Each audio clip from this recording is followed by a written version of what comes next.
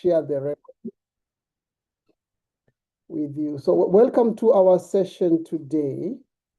And in this session, we are delighted that you have joined our session. And this will be the showcase of innovative work of more university students who are applying leadership, creativity, and community-driven solutions to real challenges. They are accompanied and mentored by Professor Balidawa and Dr. Akama, whose guidance has been instrumental in shaping these projects. Our presentation today, as you know, includes Chebushe Water Springs Project, an innovative focused on protecting natural springs to ensure clean, safe, and accessible water for communities. We have Kaptarakwa Wool Initiative, a community-powered enterprise using wool to combat cold-related illness while also boosting local livelihood.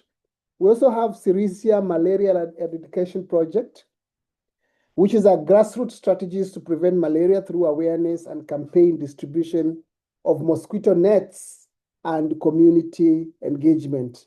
So Professor Balidawa and Dr. Kama will guide each of the group of the picture project. And as they present, we'd like you to post your questions in the chat so that after each presentation, they'll be able to respond to the questions. Please feel free to share the engaging questions in the chat as they are presenting.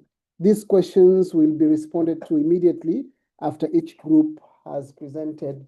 We have 2 hours for this session, so we welcome you. And let's learn as we listen to the presentation.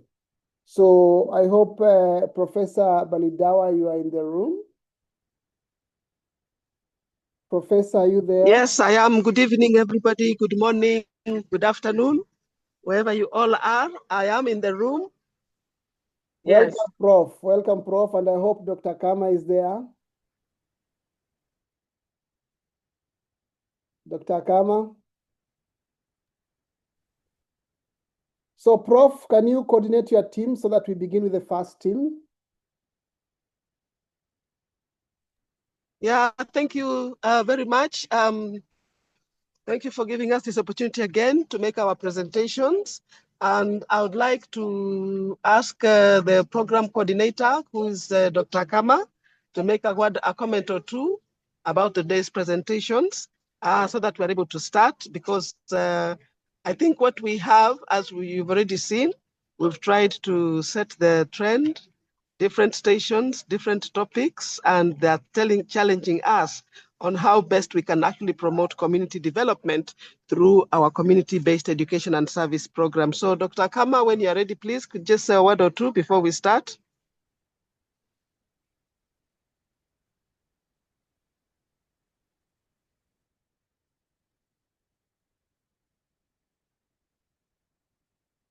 Dr. Kama, please.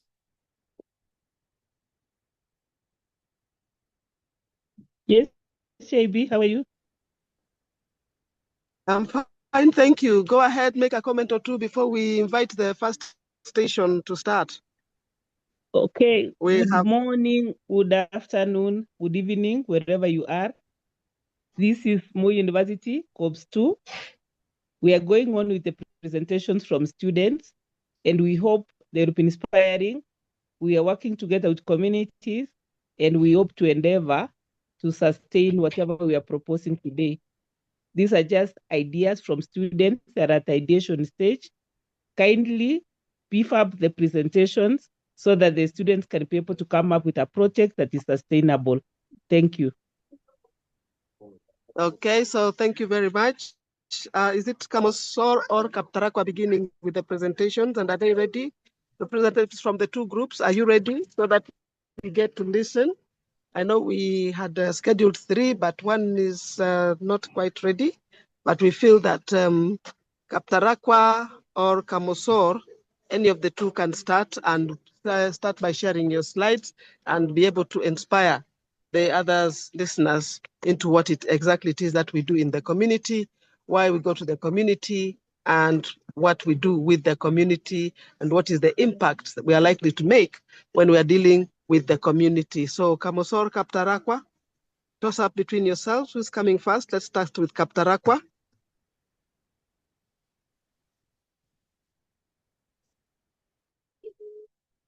Okay, thank you, Prof. Good evening and good morning, wherever you are. My name is Lewis Mbaya. Could you please make me host so that I can share my screen? Repeat your name again. Mbaya Lewis. Is this Mbaya Lewis? Yeah. Okay. Lewis Mbaya. I'm making you a co-host so that you can be able to present. Can you share a screen now?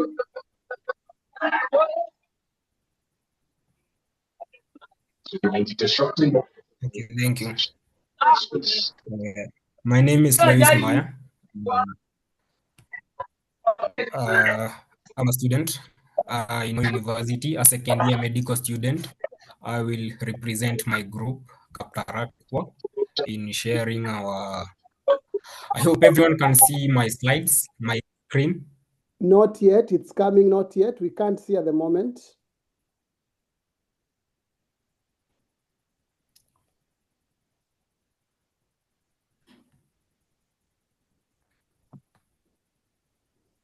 So as they are preparing, we had requested the overall group lead, who is Linsen. Is he in? Linsen, are you in?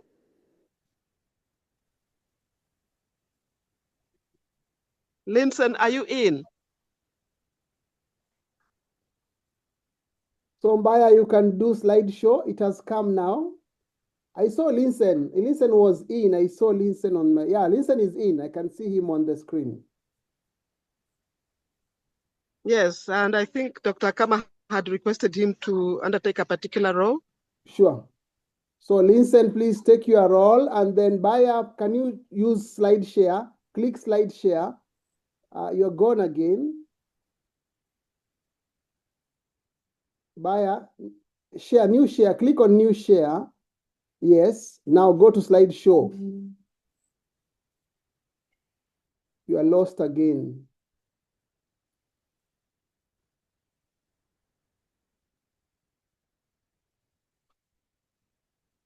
Click new share and then do slideshow. Linsen, please, can you take the role you had?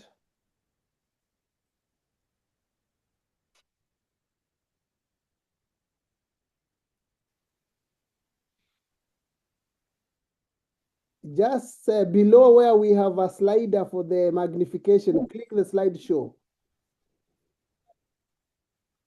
Mbaya. Yeah, go down there where there is a slide. Down, go down where there's a slide. You'll see not there, just down. Yeah, next. Now go to your left. Not the notes, go to the next one, the third one, the fourth, the fifth one. The next one.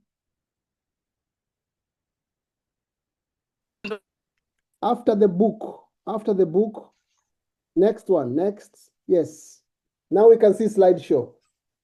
You are ready now to share. Listen, you have been given some tasks, please. Can you, if it is involving this presentation. Can you hear me kindly? Yes, please, we can hear you. Hello, can you hear me?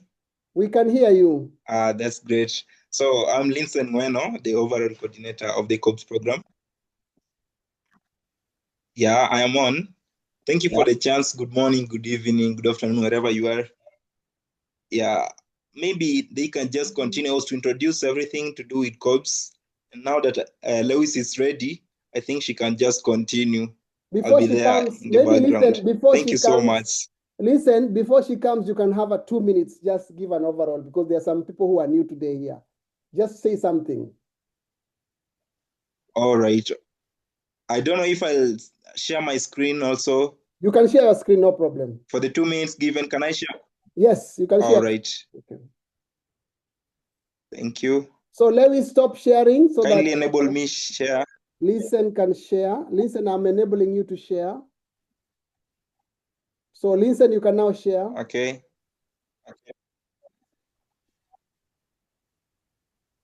So Buyer, get ready. Lewis, get ready. Once Listen is done, then you'll come in and share. So Listen, you can share your screen. Okay. Okay, coming in shortly. Just a second.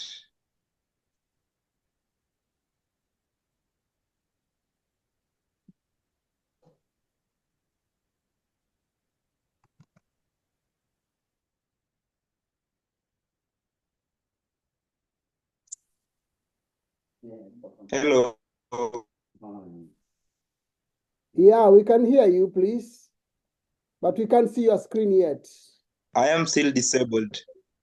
For sharing screen? I'm trying to share, but I'm still disabled. Let me revoke and then make you again, make a co-host. You have to confirm that you're a co-host. Now you're a co-host. Try sharing again.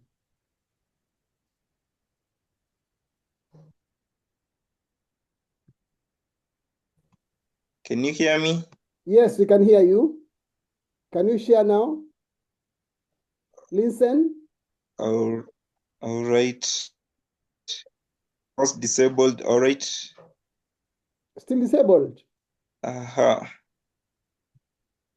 Yes. Just a second, I try again.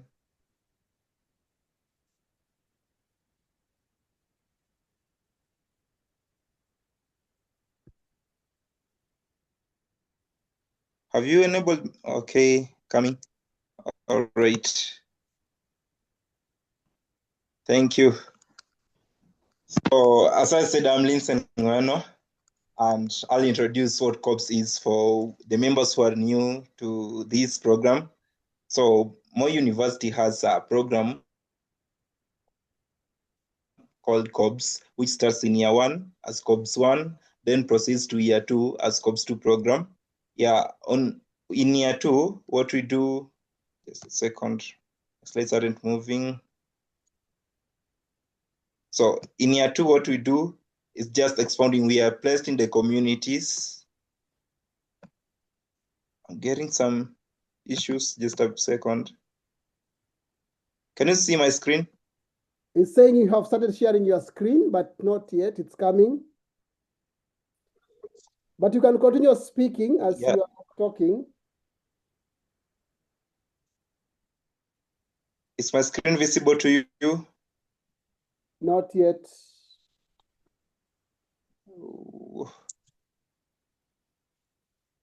Just a second. All right. Let me stop the share first.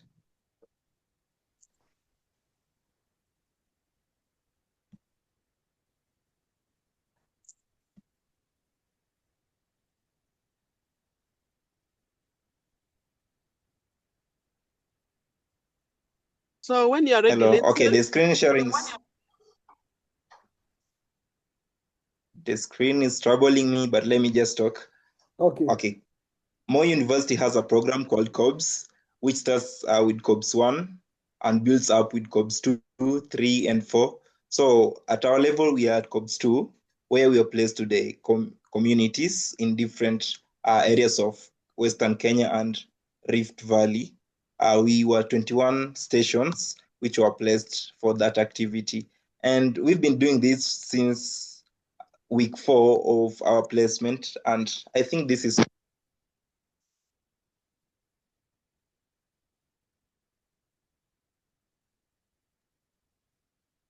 Listen, we can't hear you. From my side, I can't hear you.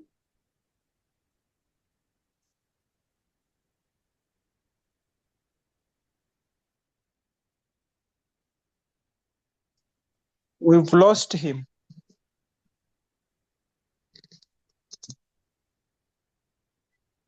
Let me try and help him as we continue. Okay. Good morning, good afternoon, and good evening in respect to your location. My name is Lewis Mbaya, a second-year medical student, Moi University. COBS stands for Community-Based Education and Services. So, as he has said, we have COBS 1 up to COBS 5 for the people who are taking the 6-year courses. Therefore, COBS 1 is just a mere introduction to the program. Then for COBS 2, we have placement or maybe students being placed to different stations, Western Kenya and the Rift Valley. And therefore, what happens is that these students engage and interact with the community members, trying to understand their history, how they live, and maybe try to integrate with the community so that they can diagnose the community or maybe conduct a community diagnosis. Therefore, for COPS2, we were praised 21 stations, and today we have Kaptarakwa and Kamosor here. So for Kaptarakwa, I think COPS generally is just integrating with the community and maybe conducting a research. We have questionnaires that we usually use to conduct the research. The questionnaire has several questions that are based on our research, specifically the health and well-being of the community members. Therefore, it's approximately 5 weeks interacting with the community and doing your diagnosis. Yeah. I don't know if that is enough. Maybe someone can add on the introduction to the COPS program so that the people who are new here can have an idea of what we are talking about. Thank you very much, Bawa Lewis. At least now we have Prof, you wanted to say something? Yeah, I wanted to add on what Lewis has said about the COPS program. This year, the students went out with one mission. We have been going out to the field, doing some community entry and community diagnosis. But this year, we decided the students should give back to the community in terms of innovation and entrepreneurship. So we asked the students to go out there while doing community diagnosis, and when meeting the stakeholders of the community, they look at their pain points and the problems that are there in the society and in the health center where they were staying for the entire 5 weeks. So in the different positions where they were able to interact with the communities and came up with an innovation using local available materials, ideas that they shared with the community, and they're still at the ideation stage. And this is what they're trying to share with us so that we can see how best we can help them so that these projects actually see the light of the day. And that's what they're presenting today. Today, we have two teams, Kaptarakwa, talking about wool and making something for the climate. And then we also have a group from Kamosol that looked at safe water practices in that area, and they will tell us what were the pain points and what are the solutions they're offering. Thank you and welcome. Thank you very much, Dr. Kama, for that. So, ladies and gentlemen, as Bayer Lewis is preparing to share his screen, we have heard this team on what they are going to do. We are going to hear what they have been doing in the community research, particularly on health and well-being. And we have heard their goal is something which is evidence-based intervention. And they are united under one mission to ensure early and dignified care. And this mission is rooted in compassion and service to the people they serve. They also emphasize critical areas such as grief care, mental health support, which they are going to share. And they're saying that this element not only supports in terms of need, but is a matter of empowering the communities towards self-service. So let's listen to the first presentation to hear what they found. And as they are presenting, please note your questions in the chat, and then they are going to respond the questions. So Bayer Lewis, please share your screen and begin your presentation.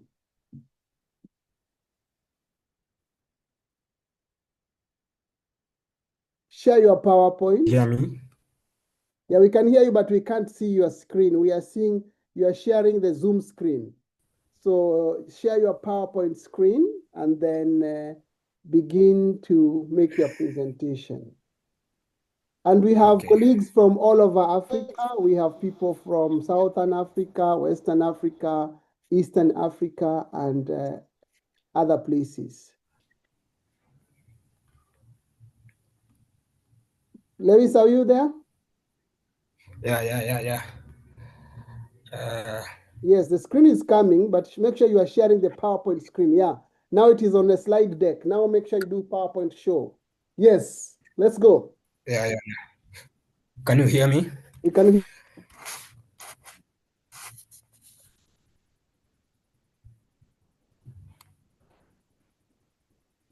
Baya Lewis, proceed. Thank you. My name is Lewis Mbaya, a student in Moi University, a second-year medical student. I will represent the Kaptarakwa team.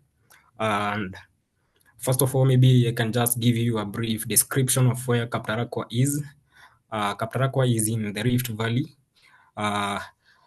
in Elgeyo Marakwet, in the highlands of the Great Rift Valley. Actually, Kaptarakwa is on the escarpments of the Great Rift Valley, meaning that the climate there is cold and the people there struggle with the cold-related illnesses.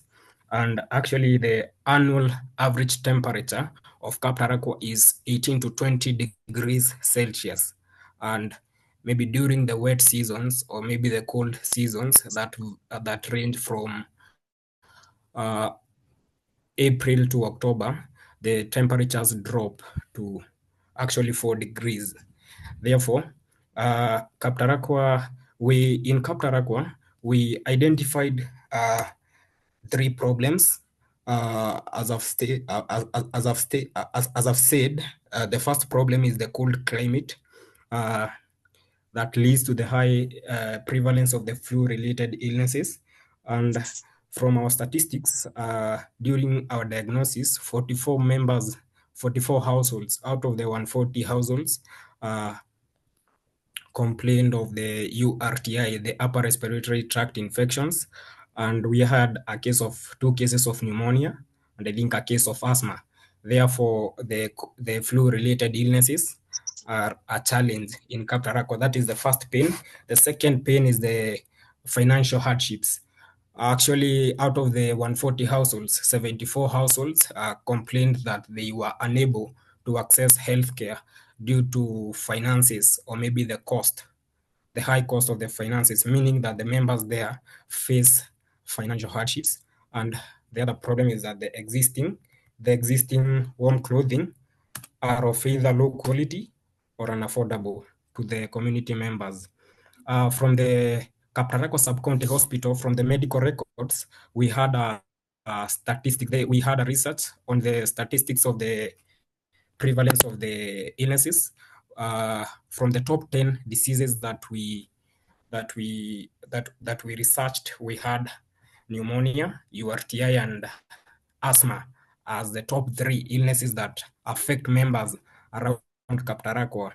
For the children under 5 years, we had pneumonia, conjunctivitis, which is majorly linked to cold, pneumonia, asthma, and the URTI, the common cold. And for the elderly, the over 60 years, the elderly community members, we had pneumonia, also asthma, and the URTI. Therefore, those are the problems in Kaptarakwa. And for the, let me go to the solution first. For the solution, during our community diagnosis, or maybe our interactions with the community members, we noticed that the majority of the community members rear sheep. Actually, 120 households out of the 140 households that we conducted our research reared sheep. That is approximately 85% of the community members that rear merino sheep. And this merino sheep, as you can see this image here, this is a picture of a merino sheep, this one. And it has a lot of wool. You can see even the lamb. The lamb has a lot of wool, and this wool can be transformed into a more productive product that can help the community members to curb the cold. Therefore, our solution is that we would like to source the wool from the community members, because this wool is actually wasted. We can use this wool that is locally available and transform it into warm blankets, sweaters, jackets, and maybe scarves, muffins, socks that these community members can use to maybe prevent the cold. And therefore, we can also buy the wool from them at a fair price so that we can empower them economically, because we have seen that these people face financial hardships. Therefore, by doing that, we can empower them economically, and by producing these warm clothing, they can use the warm clothing to prevent cold. Therefore, we shall have tackle the two problems. For the customer segments, we have three targets: the primary, the secondary, and the broader market. The primary residents of Kaptarakwa are our primary target. Therefore, the community members, we have a lot of villages in Kaptarakwa, and these villages are maybe our primary targets. The secondary targets will include the surrounding areas. I mean, the surrounding sub-counties like Chepkorio and the Kamosor, and the broader market will now include the entire Elgeyo Marakwet and the surrounding counties like Baringo. Then for the unique value proposition, this project is a locally linked project that maybe seeks to source the local wool that is accessible to the community members, transform this locally sourced wool into sweaters, blankets that these community members can use to tackle the cold-related illnesses and the financial hardships that these people face. And the goal is now to empower the community members, including the women and the youth, because we are going to train these youth, and maybe so that the youths and the women around the area can we are going to train them so that they are going to need to maybe sew this wool to blankets, sweaters, and maybe socks, and we shall maybe offered employment to youth, and we shall empower our women. For the channels, we have majorly the direct sales. That is the one-on-one sales to the community members. We shall establish a community store that we are going to store our wool and our products, that is the blankets and the sweaters, so that people can access the community store. This community store, or maybe this physical store, will be accessed by the wholesale sellers and the local retailers around Kaptarakwa and the surrounding sub-counties. Those are our channels: the direct sales, wholesale partnerships for broader distribution, and local retailers embedded products into the daily lives. Then for the revenue streams, the one-time sales product shall stream a revenue. The loyalty program, that is for the recurring customers, because we want to create loyalty to the community members so that they are going to trust our community, because this is their project. We want to involve the community members to the project so that they can feel included. So we want the loyalty so that they can trust us. And the referral rewards, that is, we are going to reward a free sweater for each customer that brings us 5 new customers, and the rewards will maybe get better and better as the project, or maybe the idea nourishes. Then for the cost structure, this is our maybe structure of wool.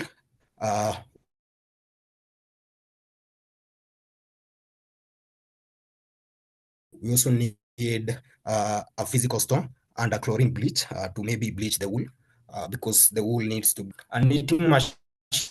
We have a knitting machine that costs from 312 to 350 United States dollar. That is the Express knitting machine. The advantages are there. You can see small weight, fast. It has for the Juki knitting machine costs 150 to 2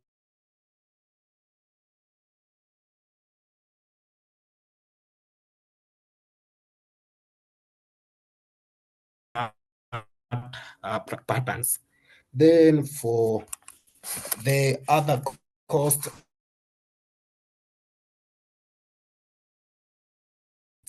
that is the sweaters, the blankets, the socks, the scarves, the marvins. Yeah. Then the size of a sweater, this is our idea. A small size will require 300 to 400 grams of wool, costing, or maybe the selling price of the small size, that is the XL, 3 to 5 United States we require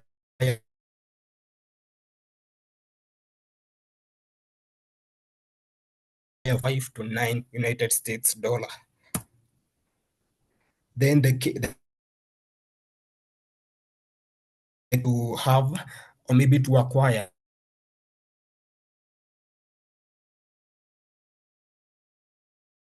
have the loyalty so that these customers can stick to our project or maybe our cooperative, and we aim at maybe having a sales volume of 50 of selling our products to more than 50 customers each and every month. And we shall also track the products or maybe the feedback from the customers so that they can give us ideas of how we can improve the quality of our products. I mean, that is the why us and why now.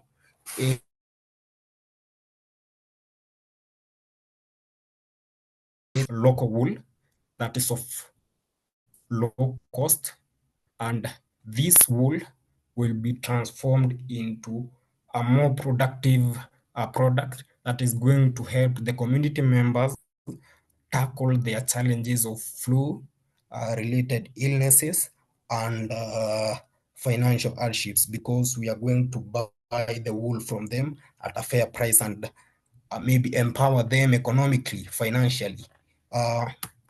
Then the problem we noticed is that the existing alternatives is that the producers or maybe the suppliers who supply the wool products and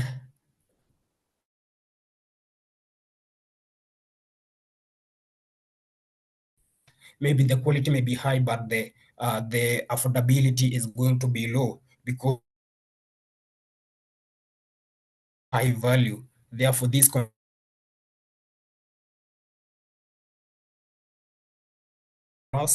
we need to maybe undercut the market without compromising the quality. We want to sell to them quality products at a fair price so that we can curb or maybe tackle their problems of finances and health.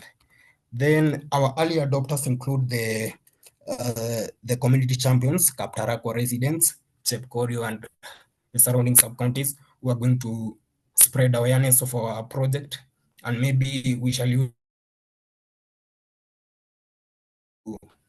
build trust.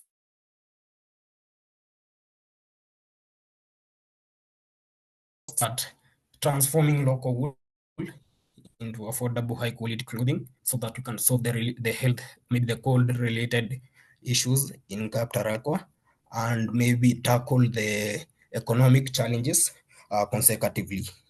Yeah, I think that is the end of my presentation. And Thank you very much. To mention that Thank you very much, Baya, for the presentation and for the clarity of the program.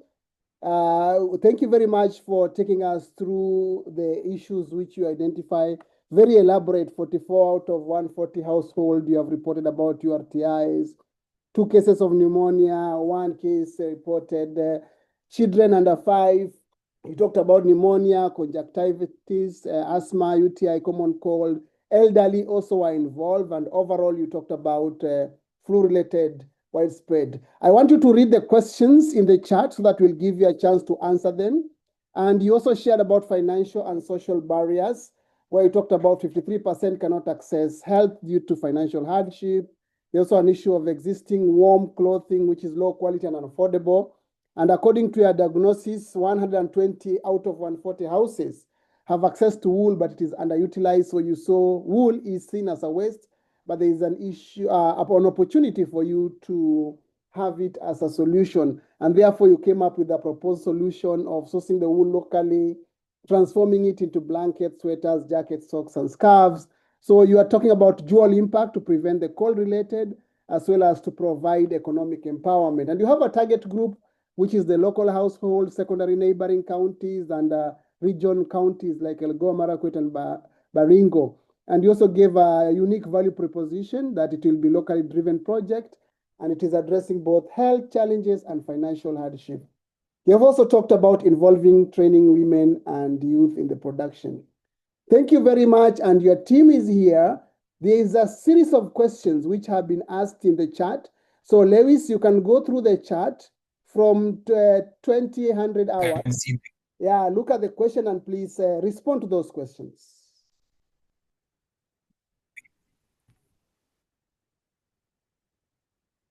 Lewis and team?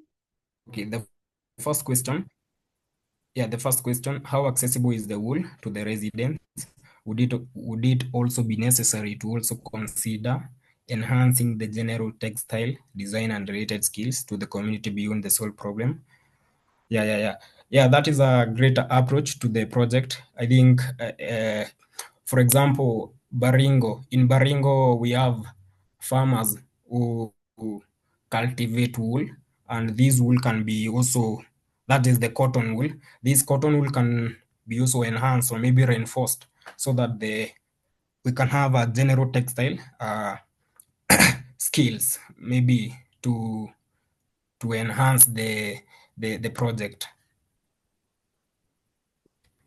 The second question, of the illnesses reported, URTI, pneumonia, asthma, which age group is mostly severely affected? Majorly, we have the children under 5 years and the elderly over 60 years. Yeah, for example, the children are majorly affected because they go to school very early in the morning during the cold. Actually, in Kaptarakwa, when you open the door in the morning, the first thing that you encounter in the morning is mist, meaning that the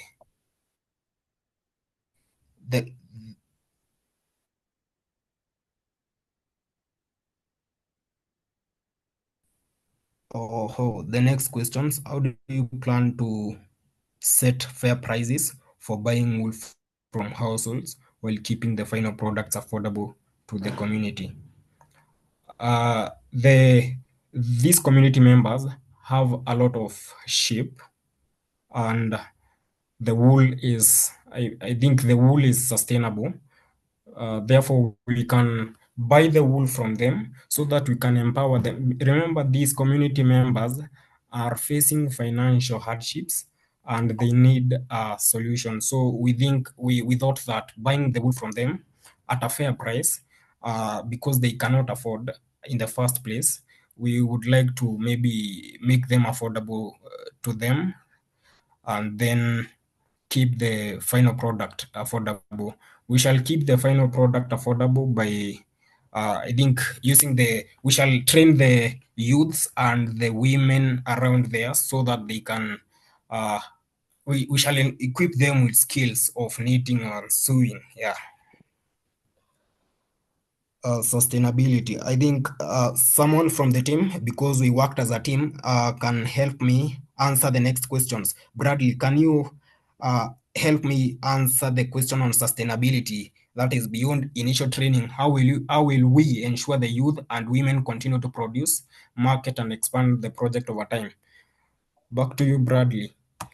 Okay, thank you. So about the sustainability, at first, we will make use of the early adopters to spread the awareness to all the households so that they can encourage them to rear more sheep so that there can be surplus production of the wool. And also, what will make us continue to produce, market, and over the time is that we will partner with the farmers in Baringo who produce the cotton wool so that we can't run out of the resources. That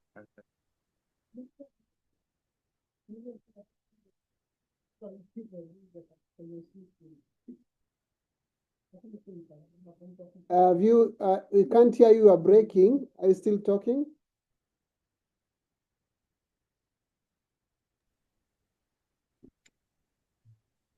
Yeah. Can you hear me right now? Yes, now we can hear you. Yes, we can hear you. Okay. So for the sustainability, we will make use of the early adopters to spread the awareness to the households so that they can encourage them to rear sheep. And also, we will partner with the neighboring county farmers who are in Baringo. They plant cotton wool, so they will apply in case of a shortage.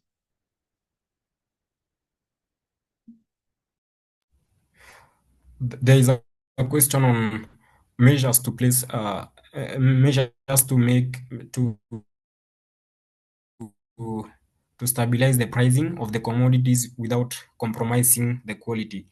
I think we can maybe we can maybe offer discounts for the bulk purchases for people who will buy these products in high volumes. So we can maybe offer discounts to them so that we can undercut the price and the quality will still be high. Yeah.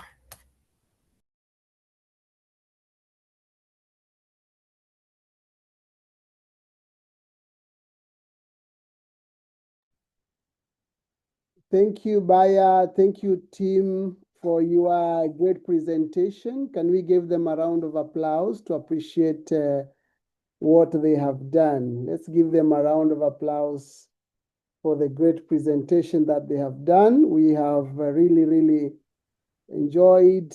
We have learned something.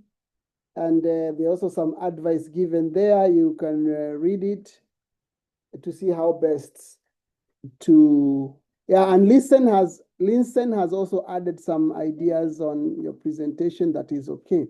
So thank you very much, Team Kaptarakwa, for that responsive opportunity where you have come with an evidence-based solution, which is responding to a particular problem in the community. And you're also trying to, the solution is more of empowering the community for aspects of sustainability. There's a lot to learn. I just wanted Uneza from Pakistan to share something because this is her pet project on how can we make our learning opportunity. Dr. Uneza, please say something, make a comment before we proceed. Uneza from Pakistan. Thank you very much. Can you hear me? We can hear you. Okay, it's a wonderful idea to really work on a community problem, which is what we call social entrepreneurship, solving the community problem with this. And I was just thinking that if they could diversify their product and bring in more cultural aspect, they can sell it beyond Africa to other parts of the world as well. And that will increase economic sustainability and a prolonged effect on the community as well. So wonderful idea. Thank you very much, Dr. Mene, for that. Thank you very much for that. I'll also just drop into Zimbabwe. Tavelani Hove, what is your take from the perspective of Zim? Tavelani Hove?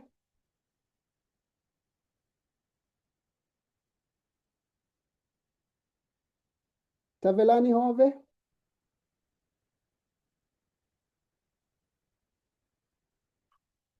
Then I'll go a bit north while Tavelani is talking. Khalid Hamed, can you make a comment before the next presentation comes in? Khalid Hamed. Khalid, can you hear? Khalid Hamed.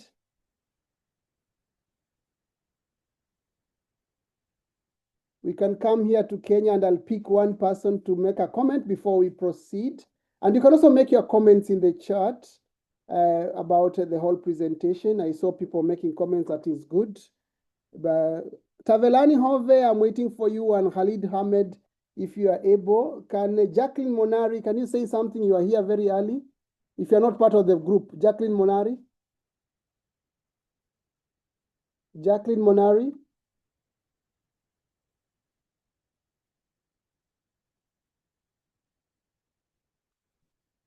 Okay, it seems like people are not able to connect. I saw Brother Morris Gore. Hello, Doc. Yes, please. Is that Tavelani from Zimbabwe?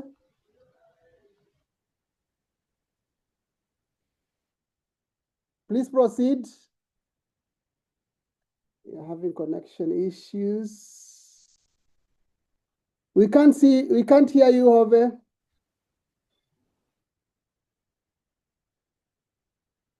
Brother Morris, maybe you can say something before we move on. I want to appreciate it. Hello? Yeah, we can hear you. Proceed, doctor. Yes, I'm Tavelani from Zimbabwe.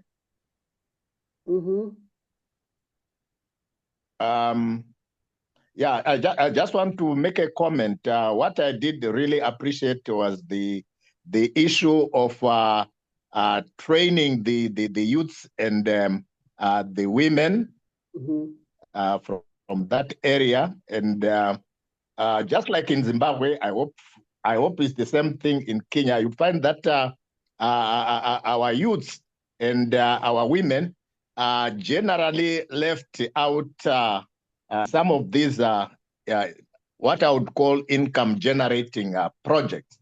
So I think it's just a wonderful project, and which maybe I'll recommend to some of our areas. Thank you, Doc.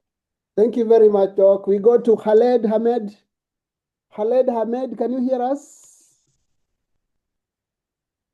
Khaled Hamed. Maybe Brother Morris, you can say something from the East African perspective. Brother Morris Gore. I would like to appreciate the attempt of the students, what they are doing in the community. I would wanted to know, how do they deal with the group dynamics? The group dynamics, how do they reconcile them? Okay. Thank you very much, bro. So, Brother Morris, so please, presenter, please just answer that question as we prepare for the next group. How you manage group dynamics. Lewis, Mbaya Lewis and your team. Mbaya Lewis and your team. Thank you. So for the groups, we made use of the community health promoters who helped us gather the village elders into one place, and we managed to talk to them. Okay, thank you very much, team. That is such a very nice presentation, responsiveness to the community with solutions. We now like to call the second group. The second group, Dr. Kama, Professor Joyce. Yes, let me take this opportunity to thank the Kaptarakwa group. I think they are showcasing the idea of how best we can work as an institution with the community, solving problems for the community and actually involving the community in solving the problems which are mostly affecting their health. Now, of course, as they clearly put it, Kaptarakwa is an area where it gets very, very cold. We have a lot of URTI problems, and we are now asking the question, how do we empower, enable, and even encourage the community to be active participants in solving their health problems? So here you get this idea that actually, unless it is with the community, any intervention projects that we make efforts to undertake will come to nothing unless the full participation of the communities is actually embraced. So here you can actually see, make up a summary at the end and ground it all with what these two presentations have actually tried to showcase. So our next group is Samosor group, and the Samosor group are going to tell us about how they're going to protect and actually produce clean water using nature's way of the filtering systems. So Samosor group, your release. Yes. Good morning, good afternoon, and good evening, everyone. My name is Kasai Priska. I'm a member of the Kamosor group. I'll be here to share the slide while my colleague Maureen will be the presenter. Thank you. So Maureen, please, can you share your slides? Maureen and Priska? No, it's Priska. Who is sharing the screen? Kasai Priska will be our co-host. Priska, Kasai, me. Okay, are you able to share Kasai your screen now? Are you able to share your screen now?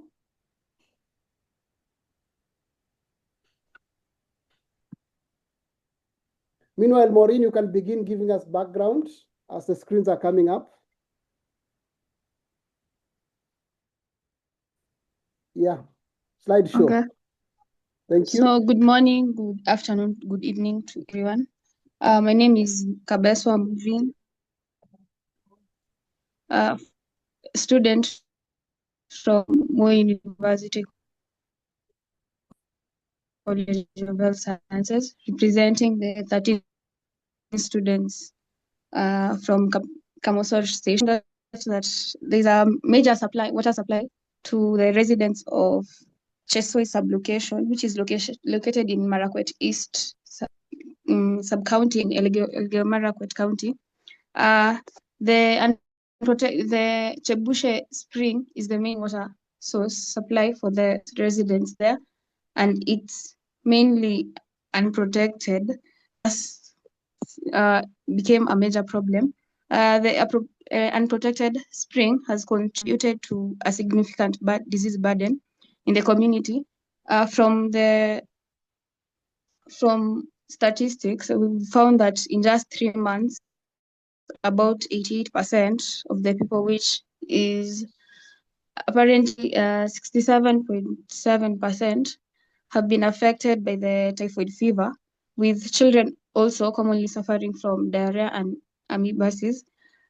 This typhoid and diarrhea place a heavy burden of income on hospital visits, medication, transport, often forcing them to sell livestock or miss work, or for children missing school. Children suffer the most missing school, becoming malnourished, and in severe cases facing life-threatening complications. So the slide showing is the current state of the unprotected spring. For our project, the projected outcome is to provide safe and clean water, reducing the cases of waterborne diseases, saving time that was previously spent traveling long distances to fetch water, and also improve hygiene standards, enhancing school attendance. For the solution, we found that we'll clear and secure the surrounding bushy area without cutting off the bamboo trees present, because bamboo trees absorbs carbon dioxide and release more oxygen than most trees, helping it fight the climate change. Another one is to remove the excess mud to improve the drainage. Since mud is a good filter, we can't remove all the mud around, just the excess mud.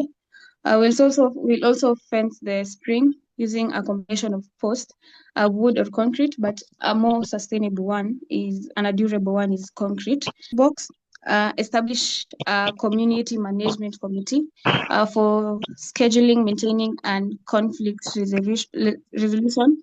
This targets on the sustainability to ensure that the spring remains a reliable source of clean water. The community has agreed to establish a local water committee by the bamboo trees, whose root systems prevent erosion and help retain soil moisture, improving soil health. I will also install storage tanks and a simple distribution system, that is pipes and a water point from that area. Our unique value proposition is clean, safe, and accessible water for every house, reducing disease, saving time, and improving community well-being. Then another one is permanent solution requiring minimum upkeep or maintenance, because the only upkeep that will be there is maybe checking of the.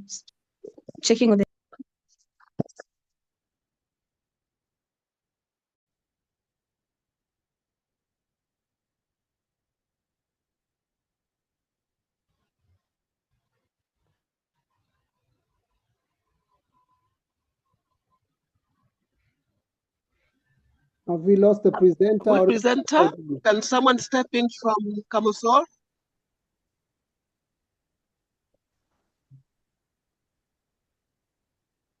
And also, whoever is sharing the slides, you are not in tandem with the presenter. So another one is existing the natural spring as a low-cost water source for the community members. Local labor and youth groups will also be available for the construction and maintenance, because we want it to be a more community involved project. Our next is the customer segments. Mainly our customer segments are the households in Chebushei and nearby villages relying on Chebushei Spring, especially those on the lowland side due to easy gravitational flow. We also have the K Community Maternity Hospital in Chebushei, which is just around the water supply. Another one is small scale farmers and livestock owners. Yeah. Go to the existing alternatives.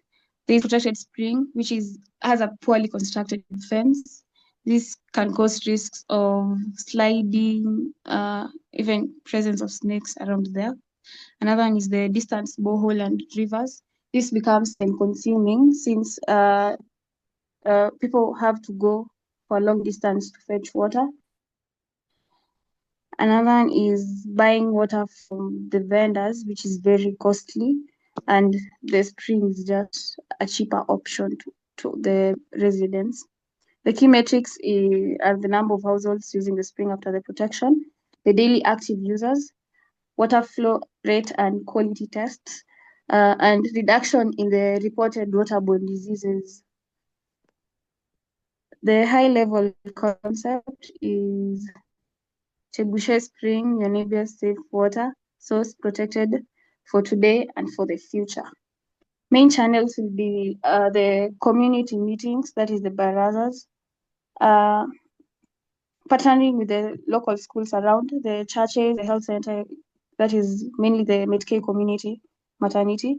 Another one is, this will help in announcing and local health campaigns. Public health officers and the community health promoters, which serve as the backbone to the health system. Another one is the posters at key gathering points, such as the markets, clinics, and the church. Local radios and word of mouth, since word spreads like fire. Early adopters are the households closest to the spring, and the K Community Maternity Hospital. The cost structure, we have the cost of the construction materials for the spring box, the fencing, payment of the skilled labor that will mainly get from the community itself, transport of the materials. Another one is the awareness and training cost, and cost of maintenance. The budget, we have the construction materials, cement, sandstones, PVC pipes, cover slab, which will cost about 52,000 Kenyan shillings. The fencing and site preparation, the wooden and concrete posts, barbed wire, site clearing, and leveling, which will cost around 24,000 Kenyan shillings. Labor cost, the skilled mason, apparently, which for like 10 days, and the unskilled laborers, costing 25,500 Kenyan shillings. The water storage and distribution, we set up a 1,000 storage tank, 5 around 20,000 Kenyan shillings. Community awareness and training, hygiene training and educational materials costing around 5,000 Kenyan shillings. Then the unexpected expenses costing around 12,650 shillings. The revenue structure, we have support from non-governmental organizations or the CDF, small community contribution for maintenance, voluntary labor contributions for routine measures. This because of the success of the spring project will greatly rely on the active participation from the community. And since we were in a welcoming from the onset, the chief and the council of elders have warmly welcomed the initiative, pledged their support and committed themselves to working alongside villagers in sustaining this project. Villagers will have been directly involved through labor contribution, providing local materials where possible, and taking part in the decision making. This high level of involvement ensures ownership and accountability, making this project truly a community-driven project. The impact on community health and development, safe water from community, underscores the link between clean water and community well-being. Safe water will reduce diseases like typhoid, diarrhea, and amoeba, lowering healthcare costs, improving productivity, and enhancing school attendance. It will also promote economic stability by reducing workloads lost to illness and strengthen social resilience. Then this project will align with the SDG target 6.1, which calls for universal and equitable access to safe and affordable drinking water by 2030. By protecting and managing Chebusha Spring, the initiative ensures a clean, reliable, and accessible water supply, contributing to global public health and sustainable development. The use of bamboo trees also offers environmental, improving water retention, reducing pollutants, and mitigating climate change through carbon sequestration. And access to safe water generates economic benefits by lowering healthcare costs and fostering economic growth. As I come to an end, we have shown that this community is united and fully committed to the sustaining of this spring. What we now kindly ask is for a partnership and financial support to make this project a lasting reality. With your help, we can complete the protection of the spring, extend safe water to more families, and inspire similar projects in other parts of the village. Together, your support and our community efforts will bring a lasting change. Thank you.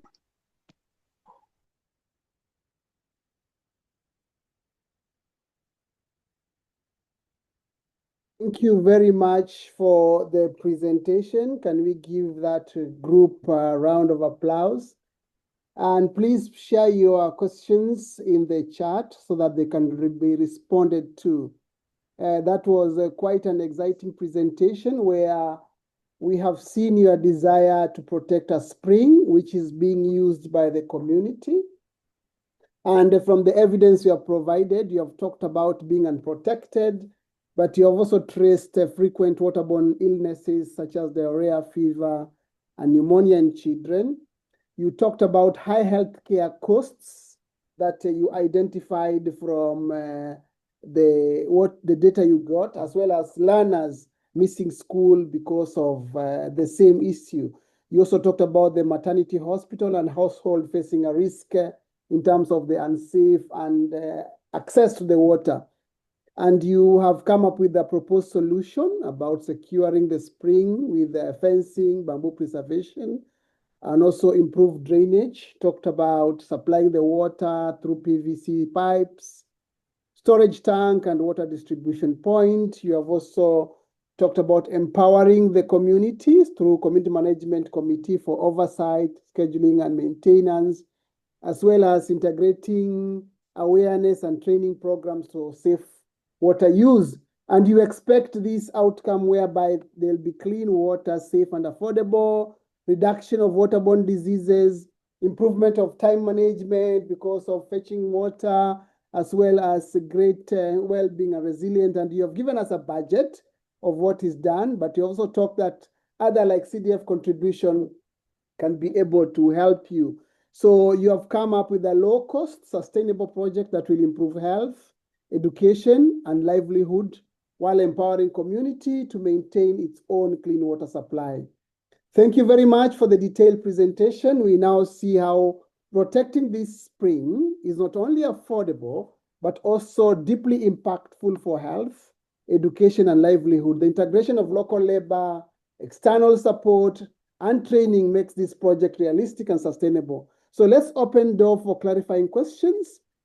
Just type them in the chat. So presenters, please look at the chart and begin responding to the questions that you get. Presenters, look at the chart and begin responding to the questions that you get.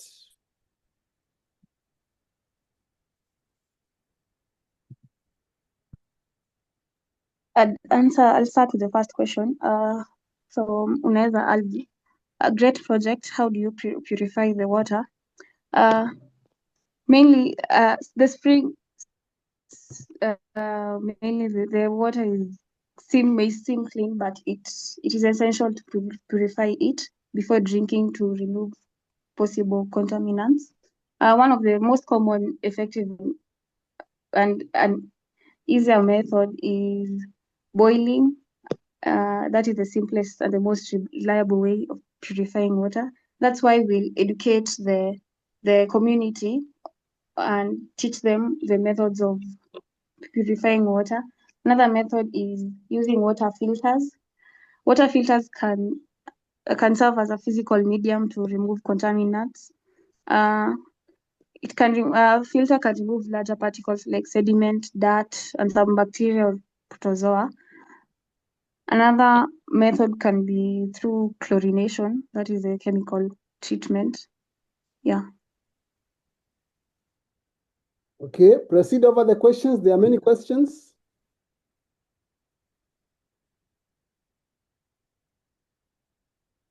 Maureen and team, there are other questions? Yeah, I'm checking on them. Someone else from the team can also answer some questions.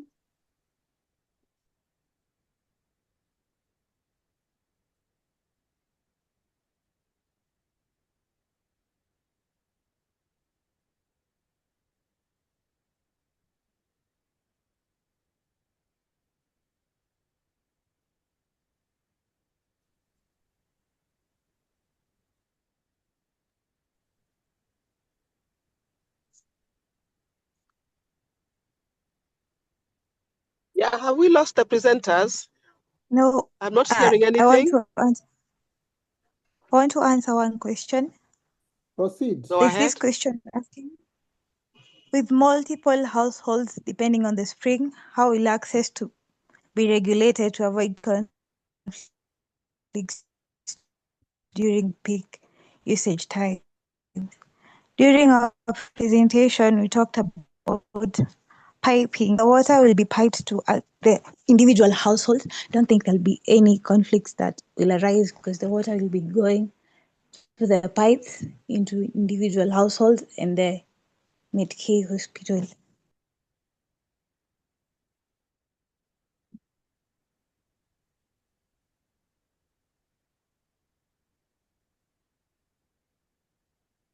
There are more many questions? There are many other questions to be answered, please. Just scroll in the chat. We have several questions.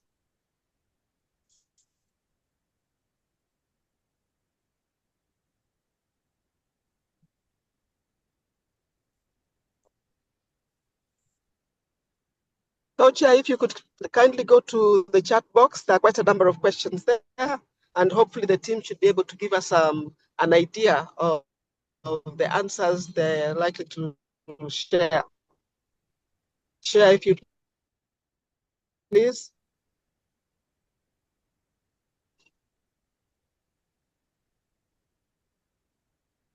Group, there is a question.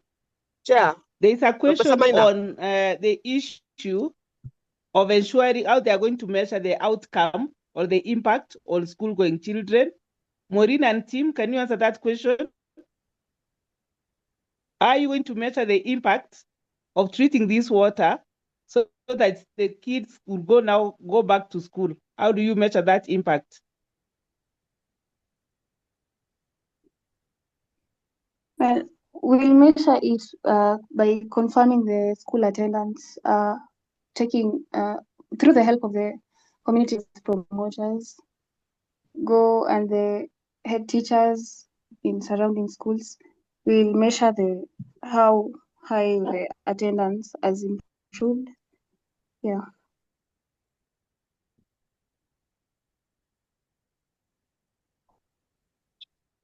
There are more questions on the chat. Please scroll the chat and look at the questions and respond. Are you able to see the chat or I need to read for you? Yes, we can. Okay, then. Okay, I can see it. Mm-hmm.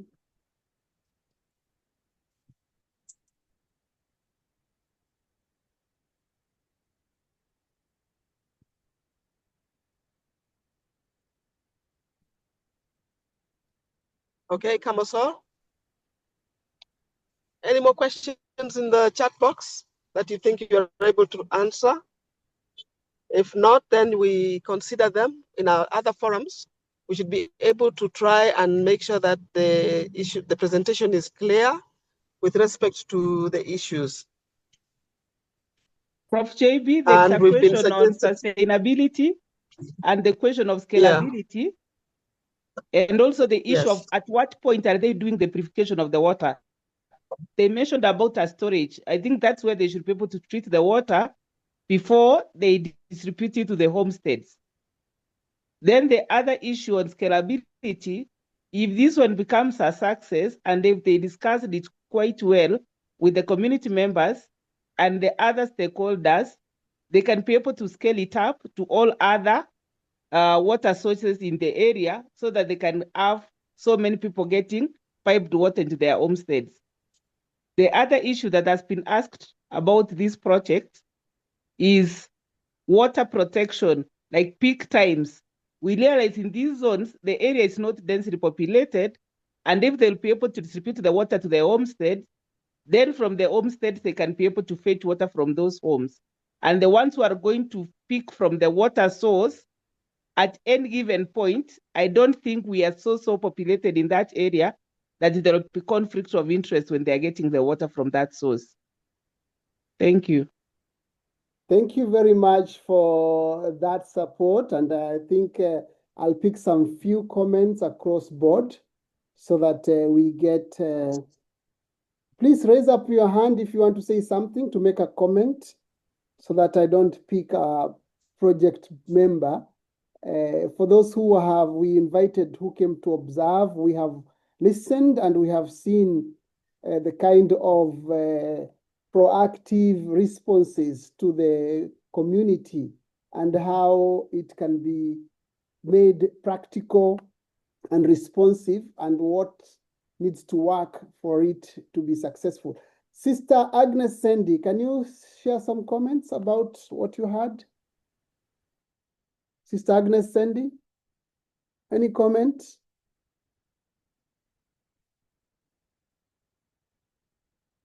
Please raise up your hand if you have a comment. We have 51 participants in the room.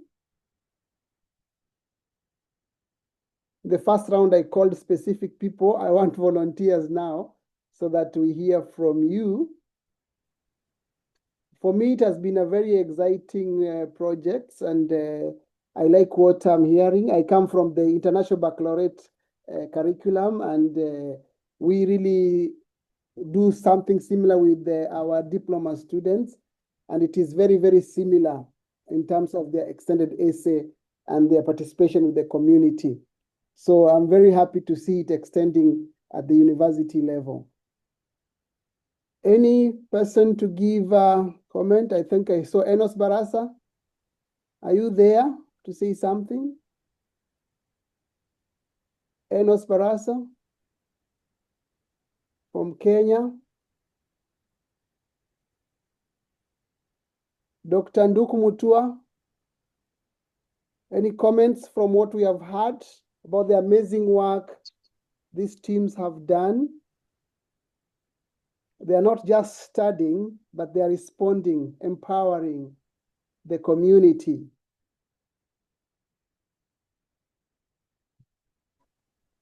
Uneza Alvi, your hand. Yes, Chair, yes. Yes, Dr. Nduku, please proceed. Then we come to Dr. Uneza. Thank you, Chair.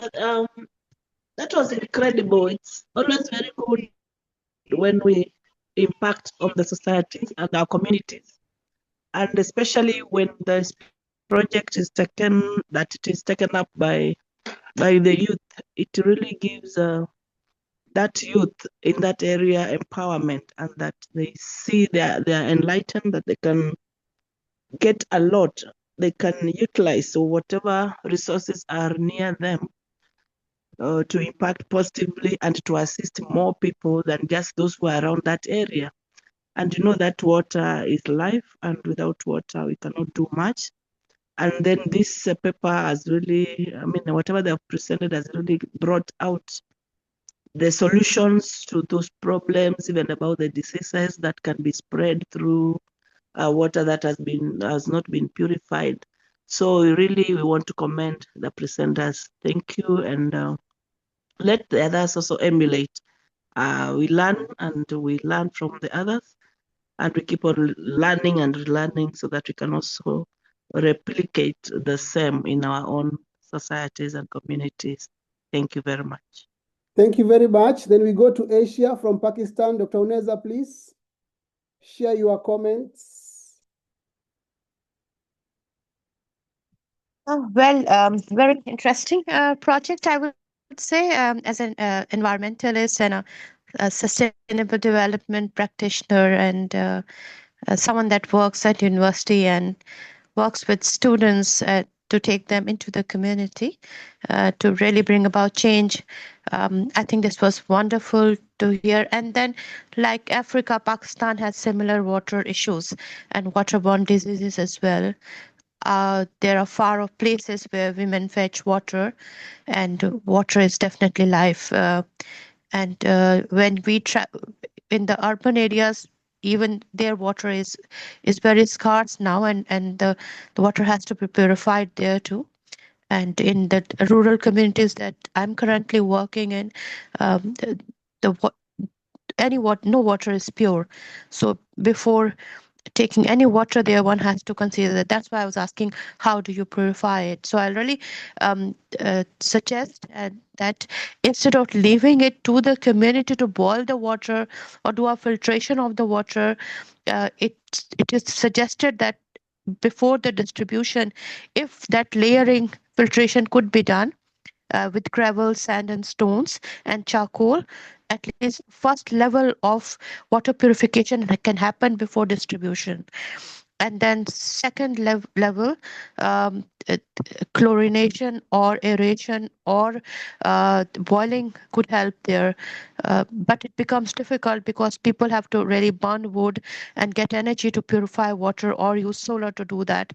But they will have to help all of the community to really do all of that as well, or alum treatments and other treatments of water. So I think this education has to be inbuilt into water systems when they are doing it, because otherwise they won't be able to fight the diseases, and the impact that they're seeing may not happen. So that's sort of water quality, seven levels of water quality from UNESCO. They need to inbuilt all of that into this, and then do a good water quality test as well. So some scientific elements has to be brought into this, along with the community dimensions. But very good at first level. And then water recycling, water reharvesting, that water economy is a huge area as well. And they could inbuilt all of that. So this will enhance their project further. Right now, Yoko, we are also merging technology, engineering, STEM into these areas. So there are other types of kits that we use right now, which Africa could also benefit from in the community. Our non-formal education programs, much all of that. So very amazing and very good to hear that. We live in similar regions. We are underdeveloped world and we're all in the process of growing. So thanks. Love a wonderful presentation. Thank you very much. And it's interesting you have brought the issue of solar, because there was an element of piping. So the piping could be done by gravity, but I don't think everybody could be able to access the water through that. So there will be an element of piping, and solar can play a very good point of raising the water at a higher level, then it can be distributed by gravity. That's something which they might need to think about. Thank you very much from Pakistan. Tavelani from Zimbabwe, any input on this water issue? Tavelani Hove? Hello, Doc. Not at the moment, but I think from what has been presented and the comments that I think it's a wonderful project. And as you indicated, we have a similar project that is being undertaken in Gokwe, where they have actually made use of the spring to get water. And I think I've got some of the ideas, because they are merely harvesting the water from the spring. And I think the issue of purification and the distribution and so on, I think I'll recommend that to our district in Gokwe. Thank you very much, Tavelani Hove. I'll now like to request the mentors, the leads, Professor Joyce and Dr. Kama, to give their closing remarks. Then we'll call Fanuel to say something. Then we'll call the board member, Donald Liru, to give the closing remarks. That's how we are going to speak as we come to the end.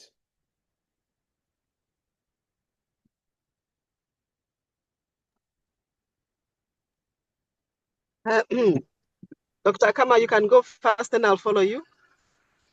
Yeah, JB, I just wanted to recognize the presence of our chair, Dr. Caleb Nyamwange. Maybe you can say something. Please, Dr. Nyamwange. Thank you. You're Dr. welcome. Caleb Nyamwange. Hello, how is everyone? You're very fine. Thank you so much. I've been always been wanting to attend these meetings, but I have a lot of involvement. But today I said I have to. It's a nice thing. We are making our students get exposed. And the fact that they are doing these intervention projects with an entrepreneurial aspect will make them get endeared to the community. What we are doing here is that we want our students, as they go to the community, they leave value back in the community, so that the community can always identify that when Moi University came here, we were able to do 1, 2, 3. I'm impressed by our students because, one, they are still very young in the field, and they are trying to master a lot of stuff at the same time. Thank you, my students. I'm happy, and I'm happy for the hosts and all the people who have been involved in planning all these things. Thank you so much, and God bless. Thank you very much, Dr. Caleb, for the great work. Thank you, Caleb. The students come from the community. I'm done. Appreciate when they give back to the community. Thank you very much for that. Hello. Dr. Kama. Okay, thank you, Chair. Hello. Thank you, members who participated in today's presentations. You have added value to the student presentations. We take in your input and your recommendations very humbly, and we hope these ideas will one day become projects that can be able to transform our communities. We are grateful, and today we make like 6. We still have about 14 that need to present. Srisa group was to do it today, but they have requested to come in next week. So we are humbled to be here. We like the ideas you are giving, and our students are going to do projects for the communities, and they are going to have an intervention that will be impactful. Thank you, and back to you, JB. So thank you all very much. I just want to appreciate and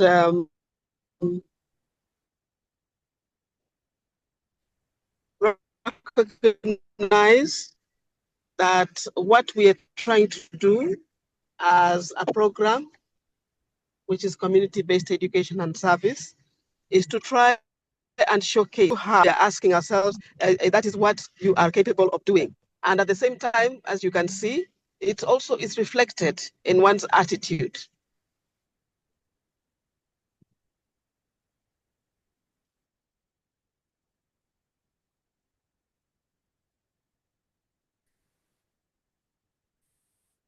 And the attitude determines how well you do that. And last but not least, we're in 21 station, and we're saying that what we're trying to showcase is how we can actually reskill our medical students through the COPS program. Here we are saying we need to expose students to the real community health problems, and they should identify the problems early, bridge the gaps or try to bridge the gaps, and try and bring the theoretical knowledge into the practical skills. And with our reskilling, we're saying that the purpose is for students to have new ideas updated and be more relevant with competencies to meet the current emerging health needs. And the health needs are not anywhere else, but in the communities themselves. So if we try to do the reskilling, we are saying we want to do it through COPS. Here we're going to say we're changing the health priorities, as you can see from the projects. We're talking about climate change as an issue to contend with right now. We're talking about non-communicable diseases. We're also talking about mental health issues, and we're also talking about pandemics which are coming up. But at the same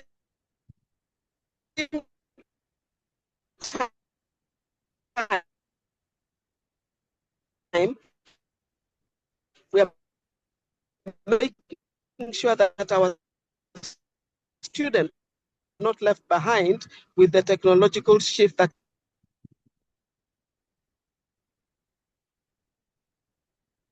is taking place.